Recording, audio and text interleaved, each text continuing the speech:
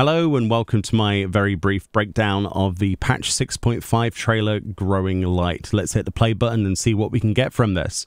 So obviously this is going to cover a lot of spoilers for 6.5. It's a very spoiler heavy trailer, so be warned. To become a world where light and darkness are in harmony, where we're not consumed by insatiable hunger, but filled with hope for what we might create together. So let's pause immediately there. So we've got Zero talking in the background about, creating a better future. This looks like Castle Baron to me, which presumably will be part of the new 6.5 MSQ dungeon. My predictions for this patch are very much like the 5.3 patch from the previous expansion, where we had that lead up through a dungeon and then have a trial immediately afterwards. That's how I believe they're going to deliver this. I could be wrong. This definitely looks like a part of like the preserved world of the Void that's been preserved by Golbez, or some kind of maybe his memories or some kind of part of that storyline. It can't be anywhere else, I don't think. But filled with hope for what we might create together. The music's on point. This is proof that I believe in others. A light that illuminates the way in darkest despair. Obviously, Zero's storyline, quite a sad one. We're going to see the, finale of that. Will Zero die? Will Zero be redeemed in some way? Will Zero be unvoidified, if that's a word? That's a good question. I would prefer the latter. I don't think that she's killable. I think she's basically got main character protection at this point. She's channeling very Cecil vibes, so I very much doubt we're going to see, the death of another character. I'd be surprised if we did, but it's going to be interesting to see how her storyline ends. She's currently standing in the Void. Presumably this is a scene before she challenges Golbez, because later in the trailer we see that.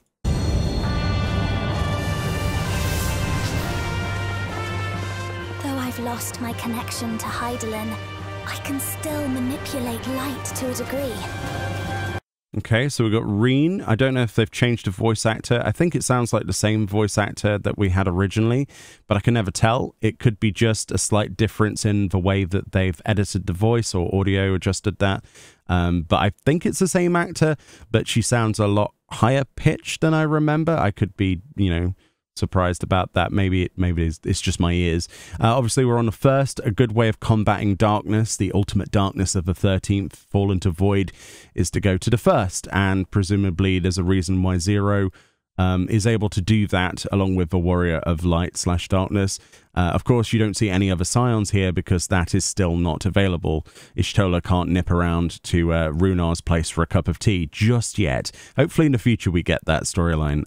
That would be hilarious, but not quite yet. They can't get back to the first properly, so there's a reason, and it's obviously tied into that. I also think that the beginning of the 6.5 MSQ dungeon actually probably takes place or starts, or at one point starts, or part of it is set on the first.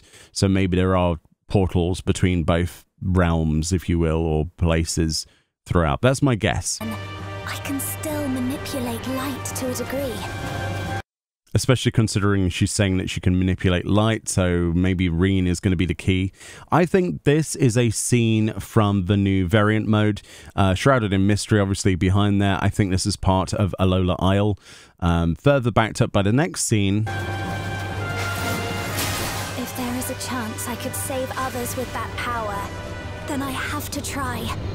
So if we go back a little bit there, I think it's interspersed footage. I don't think this is from the main storyline dungeon. It does look like a 4-player instance, and we have the palm tree, so I think this is Alola Island. There's very little of the variant mode in this trailer, but I think this is one of the bosses from there, I think. Meanwhile, they've got the voiceover from Reen, and we've got the lead up to the MSQ part inside the Crystarium Crystal Tower itself, with some familiar faces. We have Lena there. We've got Becklug. Can't wait to hear their voice again. And obviously they're going to be channeling the light of the first into the void. I don't know. Is that something that could be done? That sounds like a great way to fix both places, really. Others with that power, then I have to try.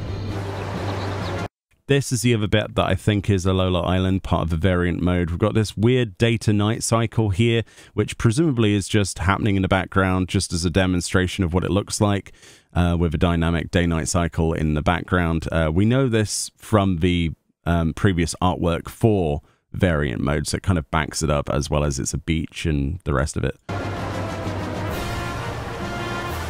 Very much so. Now, this is where I think we're no longer on there. We are actually...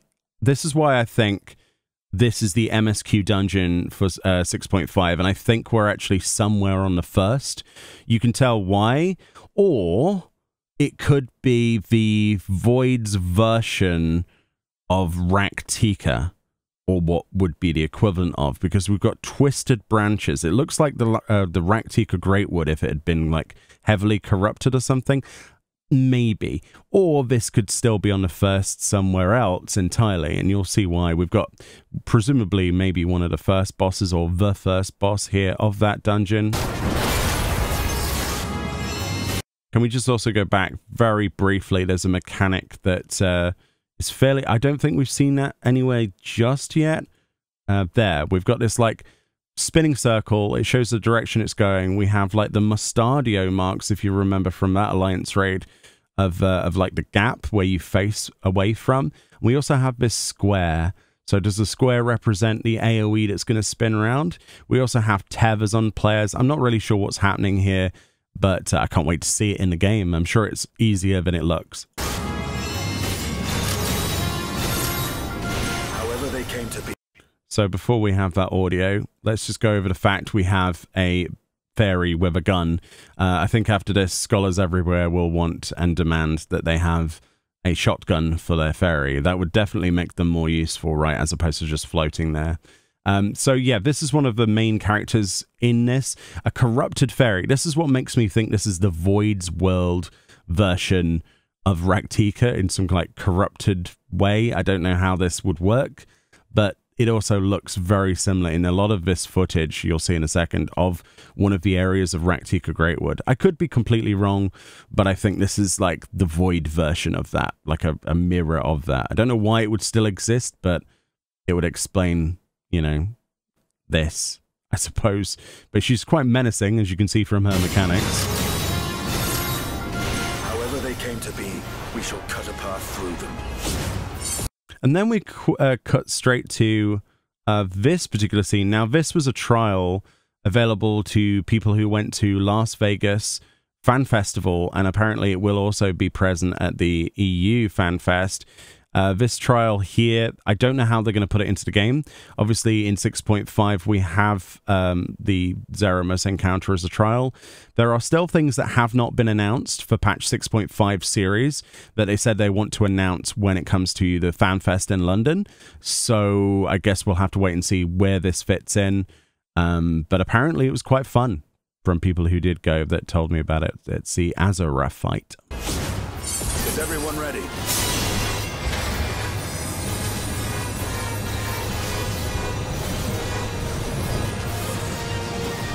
Then we tab straight into the Red Sands, which is a brand new map added in 6.5 for Crystalline Conflict.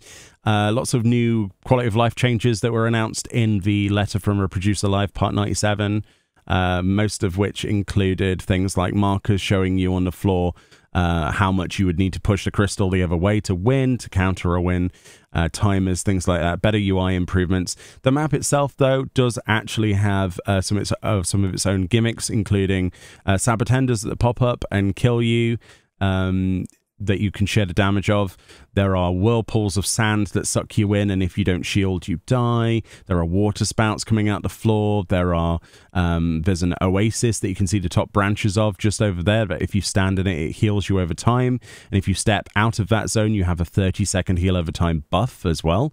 So that's really cool. There's speed paths like in the others, and slides as well, like sand slides. And then there's also other encounters with bigger Sabatender. If I had the strength, perhaps I could make such a dream reality. So here we are, and this makes me think that this is like not so much a DPS, like you're being damaged by it. Sorry about the bitrate of this video. This is on its highest bitrate. But this is like Sabotenda Emperador or something like that. Putting these petals around flowers. It looks like the sort of thing you'd want to pick up, maybe get a buff, but I don't know. It seems to be a blue AoE, which doesn't necessarily mean bad, typically. So maybe it's not as bad. Perhaps I could awaken us from this endless nightmare. These scenes then showing are involved Alphino and presumably a Mikote from the M tribe in Girabanya, or, you know, that's part of the world from like Peering Stones.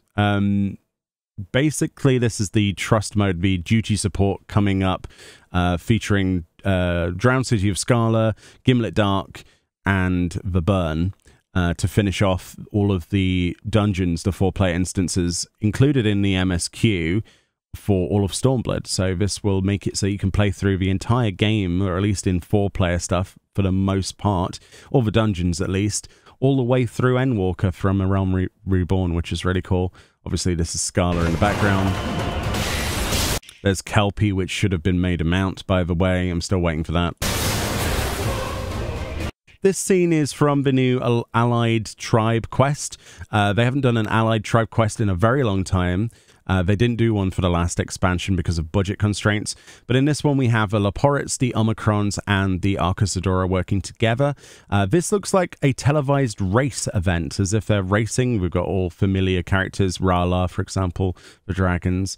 And we've got the... it looks like a TV screen, and it looks like the Leporits are announcing it. Like shoutcasting it. That would be hilarious. Expect some tomfoolery and also some probably touching storyline elements to that. And there's also going to be rewards. We don't know about what we get from this yet. Island Sanctuary. I can't really tell if there's any major updates in this trailer to Island Sanctuary just from this particular scene. These buildings we already have, as far as I can tell. They're not changed in any way. This is the current maximum. We have a big fountain down here. That is new. I've not seen that before. We have this kind of like Romeo and Juliet thing going on for some reason with these characters, and it seems like there's quite a dense amount of foliage here that people have placed, so hopefully we have an item increase. I don't know, maybe that's something. Hildebrand and Branderhild. The Hildebrand stuff is coming in 6.55. It's at this point of the trailer here that I would like to point out a lot of this from here on out is for the January patch. So because there's not a separate trailer for 6.55, a lot of that stuff's in here as well. Obviously, the Hildebrand storyline continues. There's rewards, a UFO mount, things like that. That's coming in 6.55 alongside the final stages of the weapon enhancement series. The Splendorous tools are actually coming out in 6.51, which is just after London FanFest, and not in 6.55 as was typically previously believed. So you'll get your crafted relics before you'll get your combat ones this time around. Then we've got the God Raid, Myths of the Realm, obviously featuring a lot of Thaliak, which was shown as well. I'll let you listen to the audio if you've not heard this. It references the Ascians, if you think about it, and a few confirmations, I think, if you read into it a lot, of Oshon and certain other characters you might have done side quests for in a certain zone during the storyline. Ever has mankind hoped and prayed. I mean, look at how beautiful that is. I don't know if this is a reference to the mountains or volcanoes or regions that Azaim would have traveled, but this looks like the world unsundered. We've got very literal god rays coming from the skies. It's fantastic, isn't it, to see this? It really is. I can't wait for the raid. And those hopes and prayers have given us form. Hopes and prayers have given us form. Yeah. That makes perfect sense as well. All the gangs here.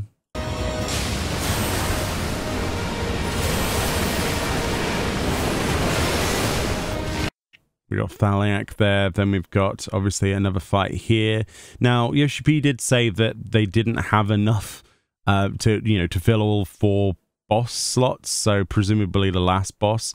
I believe, my prediction is that the last boss will be a boss rush or a Knights of a Round style encounter where they come in periodically, or you fight them all at once in that kind of fashion. That's my belief, but seeing some of these gods in the flesh is so cool. Unto the star, we surrender our all. Unto the star we surrender our all. What a perfect and poetic way. Just the best voice line and the further confirmation you ever needed. But this is just absolutely beautiful, this fight. Look at this.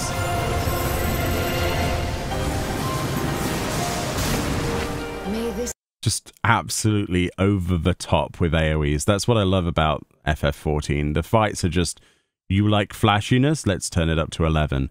And then we got some more MSQ. Presumably this will be the latter part of that, because it looks like my prediction for this next bit with Reen and Zero is that this is post defeating Golbez. So maybe 6.55. Remember, the storyline is split into 2 patches this time. May this light illuminate your way. Now, before we move on to the rest of this, the voiceover there, I don't believe is Feowul. I think it's actually the voice of the corrupted pixie that we've purified in some way. It's also worth mentioning, let's just remember where we are, 211, that this character that I've just lost the place of there, this character here, this pixie, is shown as a mount. There is a mount model that looks very similar to this that was shown in the live letter. So presumably this is a big, important character in that storyline. Maybe we uncorruptify that character and acquire her as a mount. I don't know how that works. It sounds a bit lewd as well. Let's not dwell on that too much, but that's my guess.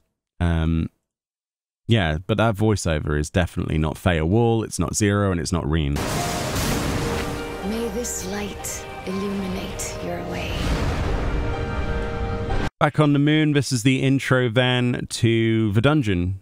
That's what I'm guessing. Maybe we or the storyline for that.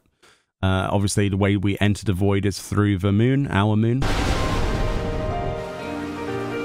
God Raid looking good. It does look really good, doesn't it, Thalia? I can't wait to do that.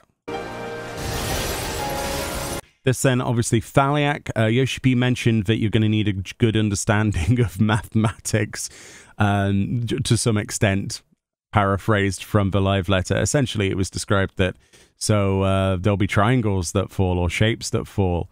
And, yeah, we're not saying that, you know, you need to know how to do sine and cosine, but Thaliak is a scholar, so you might need to have a big brain on you, and there's all sorts of algebra and stuff and equations. So maybe you work out an equation based on the amount of balls or something, and then you have to stand in the right place so that you don't get hit by them. I have no idea. That's my guess.